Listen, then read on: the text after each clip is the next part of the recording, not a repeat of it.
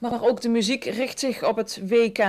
Het Weerter duo Ronald en Karin Mone organiseerde gisteren de grootste WK Weerter Kapel. Samen met ruim 70 muzikanten lieten zij het WK-nummer Holland leeft voor de wereldbeker regelmatig door de binnenstad klinken. Gezellig met verschillende muzikanten muziek maken in WK-stijl.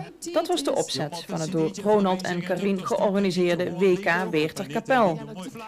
Er stond onder andere een optreden van Weertenaar Ton Wolter op het programma, die de vele bezoekers op onder andere de terrassen in de binnenstad alvast in de stemming bracht.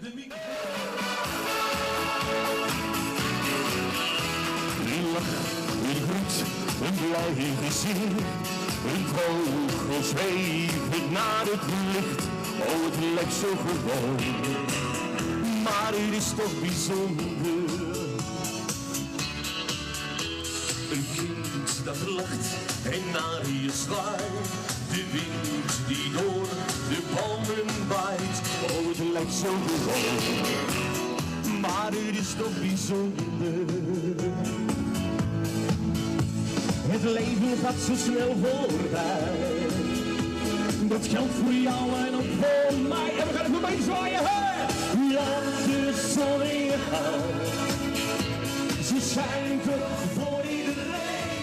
Geniet van het leven. Veel leden van Weerter Muziekkapellen hadden de zomerstoppel ingelast. Maar toch kwamen er ruim 70 muzikanten naar de markt om mee te blazen met het Weerter duo.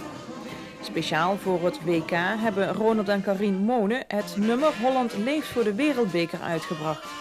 Het nummer is gemaakt op de melodie van Limburg leeft met de Vastelovend, dat een tweede plaats behaalde op het Limburgse Vastelovend-concours.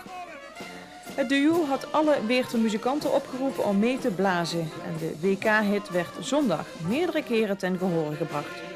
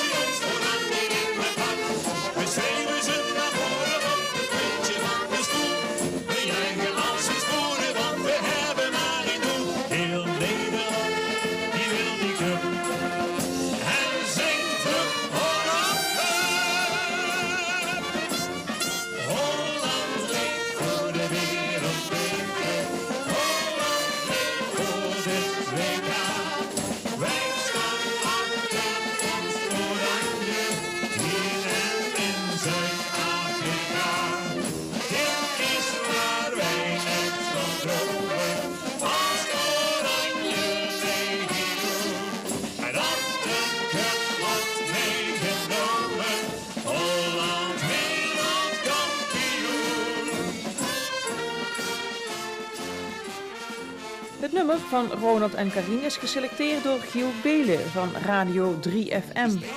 Op de website giel.vara.nl kunt u stemmen op Holland leeft voor de wereldbeker. En woensdag maakt Giel Belen bekend welk nummer wordt uitgeroepen tot WK-hit 2010. Het nummer van Ronald en Karin bevindt zich momenteel in de top 10 van de 112 ingestuurde WK-hits.